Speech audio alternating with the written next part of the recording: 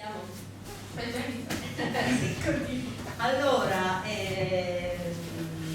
oggi presentiamo due libri in realtà, perché abbiamo cominciato a divertirci con questa attività di pubblicazione dei libri, perché insomma ci piace un sacco, particolarmente mi piace anche un sacco, e poi ho chi posso sfruttare no? Per questo e proprio per questa cosa volevo dire che questi libri secondo me sono dei libri speciali, nel senso che prima di essere libri sono proprio un gruppo di persone che lavorano gratuitamente per volontariato, e secondo me è il motivo proprio per cui riusciamo a fare tanti lavori, perché se dovessimo in realtà pagare gli scrittori, pagare la grafica, pagare non riusciremmo a fare niente. E questa è una cosa secondo me molto importante, perché in realtà mettendo vicino quelli che sono i nostri doni, le nostre doti, riusciamo a fare tutte queste cose quasi a costo zero, insomma. Non è così, però insomma chi lavora nel volontariato, noi che lavoriamo nel volontariato abbiamo molta soddisfazione perché la produzione è bella. E abbiamo iniziato così, abbiamo fatto un esperimento con il primo libretto sul tagliamento e ci è venuto bene, quindi siamo andati poi, abbiamo continuato con le piante commestibili del Friuli Venezia Giulia, dove abbiamo diviso il Friuli Venezia Giulia, l'abbiamo fatto diciamo sulla mia persona, no? Nel senso, io non so niente di piante, ho detto non mettetemele in ordine alfabetico, perché io non, cioè poi dove le trovo queste piante in ordine alfabetico? Allora abbiamo diviso il Friuli Venezia Giulia in zone, e in ogni zona ci sono elencate delle piante che ovviamente si trovano in più zone, ma almeno uno, se va sulla costiera triestina, sa che almeno quelle indicate lì può andare a cercarle.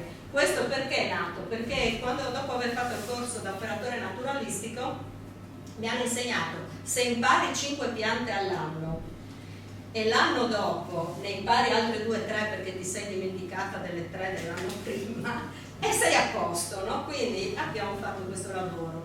Poi avevamo Giulia che è una appassionata, ma non solo, di piante, perché lei è una delle fortunate che ha saputo fare della propria passione anche, anzi sta facendo, perché ha appena iniziata, la sua professione.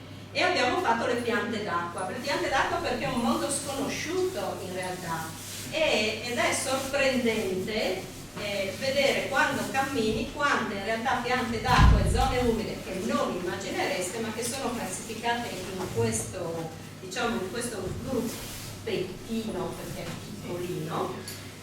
E poi quest'anno abbiamo esaudito il desiderio del professor Nimis, perché tutte queste cose noi le facciamo con l'Università di Trieste, che ha questo grande magazzino, questo grande contenitore che si chiama Driades, e Frutti del Bosco è proprio il primo desiderio che ci aveva espresso il professor Nimis dell'Università di Trieste, che dice: noi non abbiamo tempo di impaginare, però se volete io vi faccio le chiavi, voi mi dite cosa, io vi faccio le chiavi e voi poi impaginate e curate tutta la parte di approfondimento, di curiosità, eccetera. E così è stato. Il primo libro che voleva fare era quello Frutti del Bosco, l'abbiamo accontentato solo quest'anno, e quindi è nato questo bellissimo libro anche dal colore bellissimo.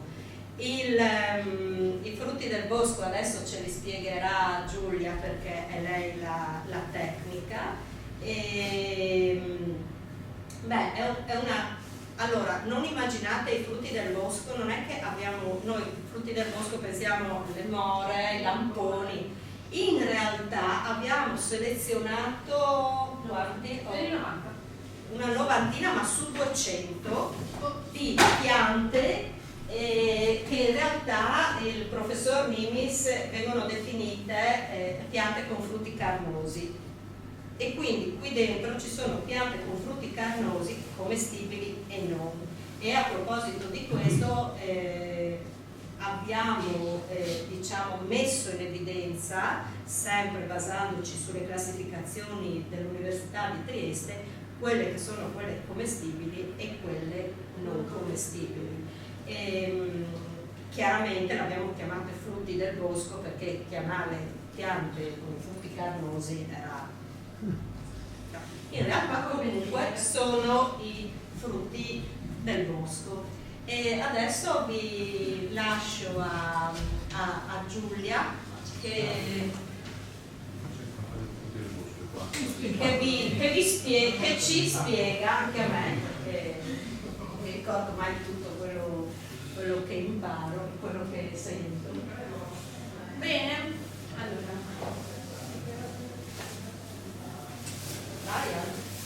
Proprio adesso è uscito Marco. Ma perché? Ha sentito. Buongiorno.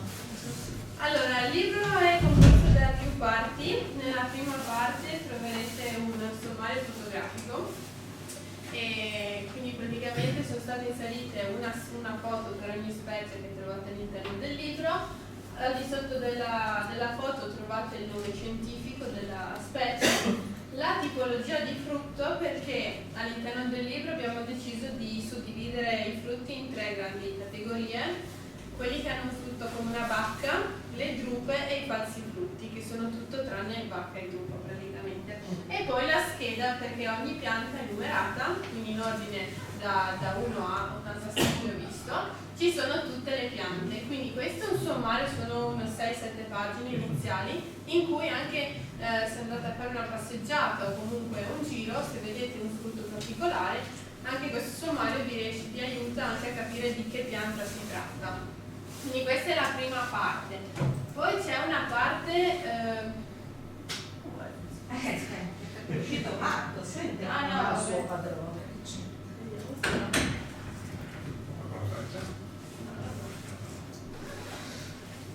Vabbè, arriverà. Comunque poi tanto vi spiego com'è il libro. Allora, poi c'è una parte introduttiva dopo il sommario in cui troverete i testi dei frutti, quindi praticamente che cos'è un frutto, le diverse tipologie di frutti, quindi frutti secchi, frutti carnosi e perché vengono suddivisi così, le bacche, le drupe e i falsi frutti, spiegati bene cosa sono i frutti, non va avanti.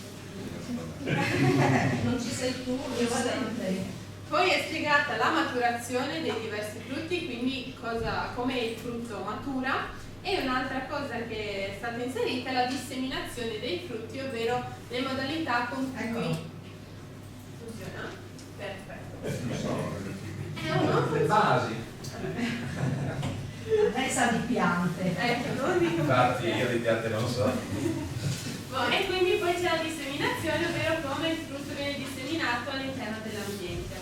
Quindi in breve vi racconto un po' cosa ho scritto e che cos'è un frutto. Un frutto è un organo accessorio utile alla pianta, utile perché ha la funzione sia di protezione dei semi che poi di disseminazione dei semi. Pensiamo ad esempio al frutto del tarassaco, quindi quello col pappo che è il soffione per capirsi. Quello lì ha un particolare adattamento proprio per disseminare, ma anche in questo caso qua c'è un biancospino.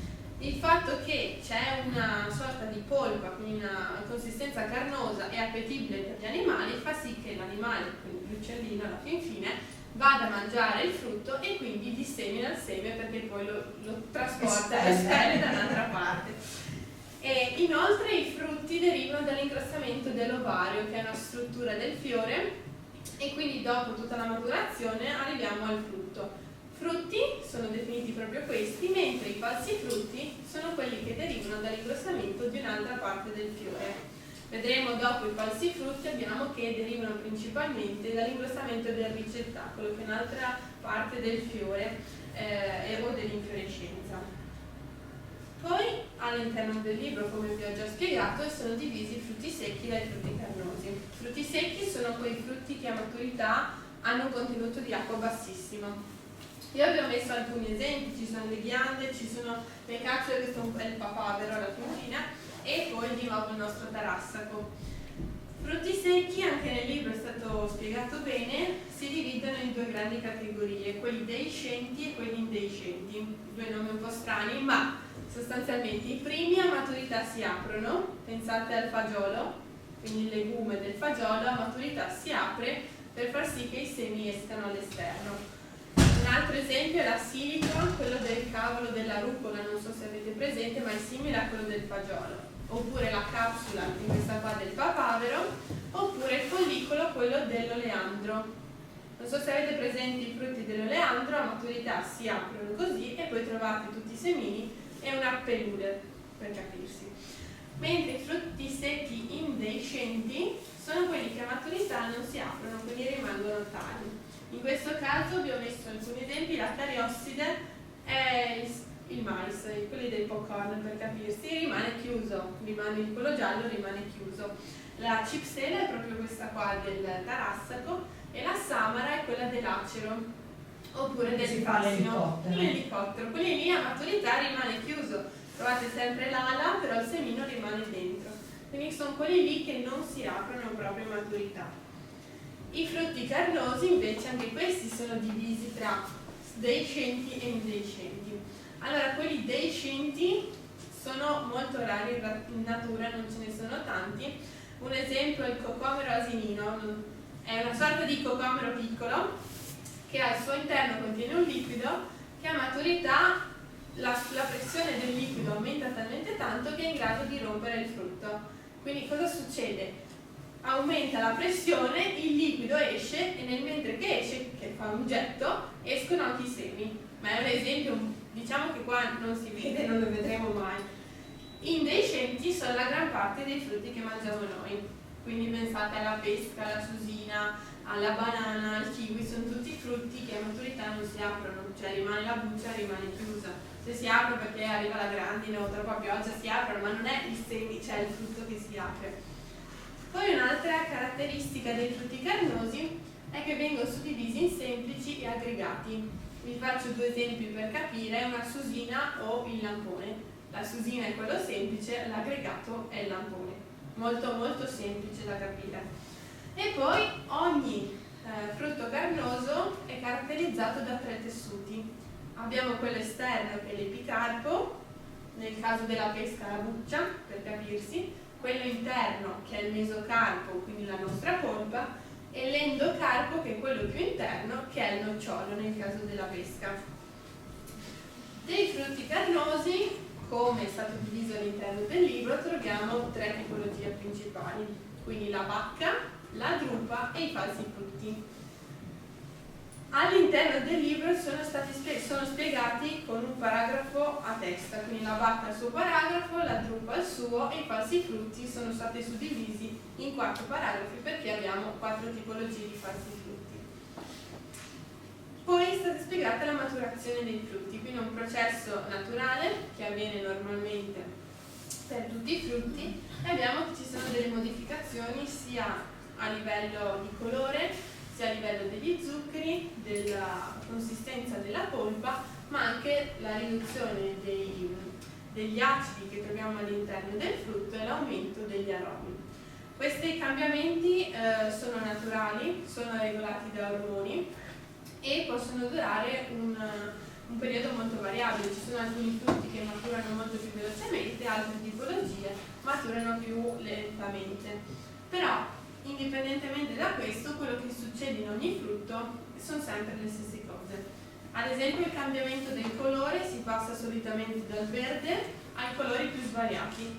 Pensiamo al vischio, parte dal bianco, alla fine quando matura è bianco trasparente. Se pensiamo all'uva, questo può essere gialla oppure può essere viola alla fine, quasi molto scuro.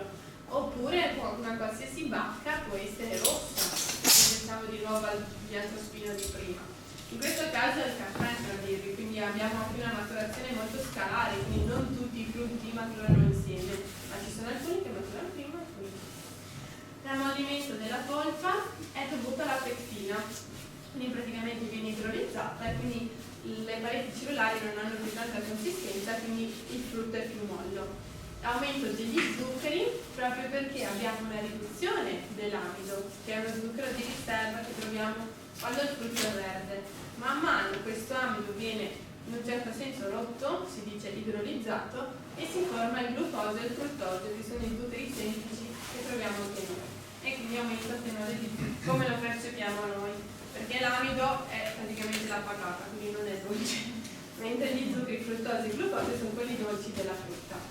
E poi la presenza di aromi aumenta mano a mano che arriva la maturazione e in contemporanea diminuiscono proprio gli acidi, quindi acido citrico e acido tartarico principalmente vanno a ridursi. Ultima parte dei test introduttivi alla disseminazione che viene fatta in 3 maniere principali. Quindi anemocora, ad opera del vento, ripensiamo al nostro soffione, al tarassafo, e idrocora, tipica proprio anche delle piante acquatiche che c'è al libro, oppure della noce di cocco, che si sposta anche lungo il mare, cioè attraverso il mare, e riesce a spostarsi da un posto all'altro. L'ultima tipologia, la zoocora, che in realtà è quella che nei frutti carnosi è quella ufficiale, diciamo, e può essere di 2 tipologie diverse, endozoocora e ectozoocora. Endozoocora, l'uccello, il mammifero, mangia la bacca o la drupa, la passa attraverso l'intestino e viene espulsa da un'altra parte. Mentre ectozoocora rimane appiccicata sul mantello degli animali, quindi pensiamo agli uncini della bardana, l'animale passa, questo qua si attacca sul pelo, una volta che l'animale si sposta, ovviamente il frutto viene spostato da una parte diversa rispetto a dove era la pianta madre. O sui nostri pantaloni quando abbiamo Ma noi escursione. Facciamo il lavoro che vuole la pianta alla fine. E quindi questa è la parte introduttiva che troviamo dei testi.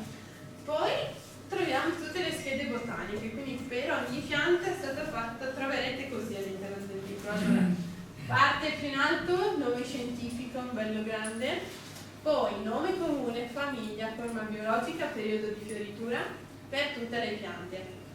Le foto prese dal portale Triades dell'Università di Trieste. Questa descrizione qua sempre presa dal portale Triades dell'Università di Trieste. E poi per buona parte delle piante, non per tutte ma per una grande parte, delle curiosità. Quindi curiosità che possono essere legate alla forma biologica, oppure adattamenti tipici della pianta, oppure se c'è una ricetta, oppure una leggenda, oppure qualcosa di caratteristico della pianta. In alto c'è una piccola scritta in cui vi spiega se il frutto è commestibile oppure no. E poi anche scritto se è commestibile per gli uccelli, che gran parte dei frutti per loro sì e per noi no, perché sono velenosi o tossici. Quindi queste sono le schede che trovate principalmente all'interno del libro. Bacche, la prima parte del libro sono tutte bacche, quindi sono, adesso io vi ho messo l'immagine del ribes, ma per capirsi il pomodoro che è più semplice da spiegare. Buccia esterna, quindi c'è l'epicarpo, mesocarpo, la parte carnosa che mangiamo noi, l'endocarpo, che sarebbe quello nocciolo duro nella drupa.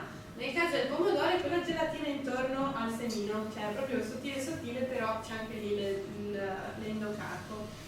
Quindi queste sono tutte bacche, adesso vi porto alcuni esempi, vi spiego anche qualcosa riferito proprio a questo frutto. Ad esempio il gigaro è una pianta che contesto alle bacche, sono queste qua rosse in alto e verdi sotto, ma perché devono maturare ancora. Pianta che troviamo ai margini del bosco, caratterizzata dal fatto che è velenosa su tutta la pianta. Però in periodi di carestia hanno notato che bollendo il rizoma, quindi l'organo sotterraneo che è un fusto modificato, si poteva mangiare perché era ricco di amido e non faceva male a nessuno. E un'altra caratteristica molto bella del gigaro, che è sempre scritta nelle curiosità, è che in primavera troverete i fiori, quindi lo spadice, questo qua, e poi le foglie, mentre in autunno ci sarà solo il frutto. questo qua, che è un'infrutescenza. Quindi è una pianta che si sviluppa in periodi, diciamo, diversi. È anche un'altra particolarità. Ah, io dico solo. Dai, raccontala, che bella questa, quella Diciamo, che di calore. c'è il calore. Ah, del calore, ok, che è una delle poche piante che riesce a produrre calore e lo produce a livello dello spadice, e infatti tutti questi qua sono rivolti verso sud, proprio per favorire l'attrazione degli insetti impollinatori. Altra pianta particolare, ma che presenta sempre delle bacche, è il musco ipoglosso. Allora, non so se l'avete mai visto, diciamo che è il cugino del fungitopo che conosciamo tutti. Ha la caratteristica sempre di avere questi cladodi, perché non sono foglie ma sono frutti modificati, quindi le foglie non le vediamo, si seccano molto velocemente, sono proprio sono qua vicino per capirsi. E questa qua è una pianta che si trova dove c'è tanta umidità. Un esempio, se volete essere proprio sicuri di trovarla, alle cascate di Cotta San Leonardo. Lì sicuro che c'è una valletta dove c'è tanta umidità e c'è proprio questo Luscus Poi le ipoglosso. cascate gemelle di Paeris. Anche lì, anche sopra. Anche sopra, sì. Infatti nelle foto che vi abbiamo messo, che vi ha fatto prima vedere Giulia, nella didascalia vi abbiamo scritto dove è possibile Anche trovarle. Sì. Quindi anche in questo caso abbiamo questa bacca di colore rosso. Poi ho voluto mettere anche il mischio perché è particolare, poi le conosciamo tutte rosse, ma non è rosso, è trasparente. E poi a che periodo è? Ci sta, super perfetto. Allora, questa pianta non è una pianta come le altre perché è una parassita che si sviluppa sulle cortecce, ma penso che l'abbiate vista un po' tutti sugli alberi. La disseminazione in questo caso è molto particolare perché cosa succede? Per noi è velenosa, per le cellini no. Quindi loro vanno, si nutrono della bacca, i semi rimangono appiccicati perché è tutto appiccicoso, gelatinoso sul becco, e loro per pulirsi il becco vanno a pulirsi sulla corteccia di un altro albero, e quindi cosa favorisce? Favorisce proprio la disseminazione di questi semini e quindi del mischio. Ultima pianta con le bacche che vi porto, l'edera. Non è rosso ma è molto scuro come colore dell'edera, un'altra pianta velenosa che è molto particolare anche a mio avviso perché ha queste radici avventizie che si sviluppano su tutto il fusto, che permettono proprio all'edera di rimanere appiccicata, comunque crescere sui muri o anche sui tronchi, e anche in questo caso è velenosa per tutti, cioè per noi soprattutto, ma invece per i uccellini no. Quindi diciamo che con le bacche vi ho portato solo roba velenosa. Ecco, meglio, perché quella commestibile la conosco. Mi sono accorta dopo che erano tutte velenose, ma va bene. Le drupe, l'altra grande classificazione, allora pensiamo alla ciliegia oppure alla susina o alla pesca, molto più semplice da capire, quindi la buccia è l'epicarpo, la polpa è il mesocarpo, il nocciolo è l'endocarpo. Nel caso della drupa i tutti i noccioli sono lignificati, quindi sono tutti duri. Alcuni esempi particolari vi ho portato. Il bagolaro, allora è una pianta spontanea che troviamo anche da noi, viene utilizzata tanto nelle alberature stradali proprio perché è resistente alla siccità, viene anche chiamata spaccasassi. Perché? Via caccia. Non so, sì. Via caccia sono bagolari. Tutto i bagolari. Anche in questo caso la drupa non è rossa, però ha questo colore che tende al marroncino, e non so se l'avete mai assaggiata, però è buona. Cioè io mi è capitato di assaggiarla, è buona, e vengono fatte anche le confetture in alcuni casi. Qualcuno fa le confetture. Comunque questo sapore dolciastro. Un altro esempio molto particolare è l'oliveto spinoso, pianta che anche questa è spontanea nella nostra regione, la troviamo sul greto del tagliamento, ha queste drupe di colore, prima avete visto arancioni, qua devono ancora maturare nella foto, e utilizzate anch'esse per produrre confetture, infusi, succhi, perché contengono tanta vitamina C e vitamina E in più è una pianta che viene utilizzata come pianta miglioratrice, in quanto ha delle simbiosi nell'apparato radicale, quindi riesce a fissare l'azoto atmosferico del terreno e migliorare la fertilità del terreno. Quindi è una pianta un po' tutto fare. L'ultima pianta delle bacche che vi porto è l'alloro, che noi lo conosciamo sempre per le coronie di laurea, oppure le corone in giro, oppure per fare la carne, sì, lo utilizziamo anche in cucina, ma anch'esso ha delle drupe molto particolari che sono di colore nero, che è molto scuro e piacciono sempre agli uccelli. Ultima categoria sono i falsi frutti, denominati così perché non derivano dall'ingrossamento dell'ovario, ma derivano dall'ingrossamento di altre parti del frutto, principalmente del ricettacolo. In questo caso la fragola, i veri frutti sono i semini, quindi non è la fragola il vero frutto, ma la fragola è l'ingrossamento del ricettacolo e i frutticini sono tutti quei semini gialli che ci restano nei denti. Esatto, proprio quelli. Poi altri esempi, vi ho portato un pomo, pensiamo a come la mela, quindi il vero frutto della mela è il torsolo, il resto è l'ingrossamento anch'esso del ricettacolo. Un esempio è il biancospino, che ha proprio questi fiori, infiorescenze bianche molto vistose durante il periodo primaverile, e i frutti sono di colore rosso, anch'essi commestibili per l'uomo. Poi il morar, che tutti conosciamo, non è una bacca, non è una druppa, si chiama sorosio, e praticamente è questo insieme di fruttini uno vicino all'altro, ognuno dei quali contiene un seme al suo interno. E comunque il morar è una pianta che noi conosciamo perché è stata importata dalla Cina nel Medioevo, e in Friuli, soprattutto zona di Fagagna, è stato utilizzato molto per l'alimentazione dei vasi da seta. E per le viti maritate o gelsi maritati, ecco. Poi l'ultima che vi porto è la rosa canina, anche se è un falso frutto perché deriva dall'ingrossamento del ricettacolo, e i veri frutti sono i semini contenuti all'interno.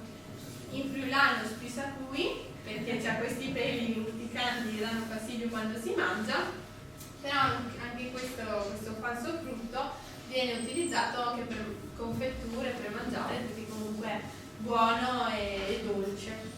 Quindi questi sono alcuni esempi. E ha un nome strano pure questo. Che cosa? Cinorro. No, il cinorro, sì. Però i frutti dentro sono degli acheni, quindi sì, è molto semplice. Bene, questa è una presentazione molto veloce però di quello che sono, quindi dopo ho rivisto sono 87 piante, quindi ce ne sono diciamo tante, e quindi diciamo che è un libro veramente ben fatto con tante curiosità anche legate all'utilizzo del legno, all'utilizzo delle foglie anche in farmacia, cioè per fare estratti.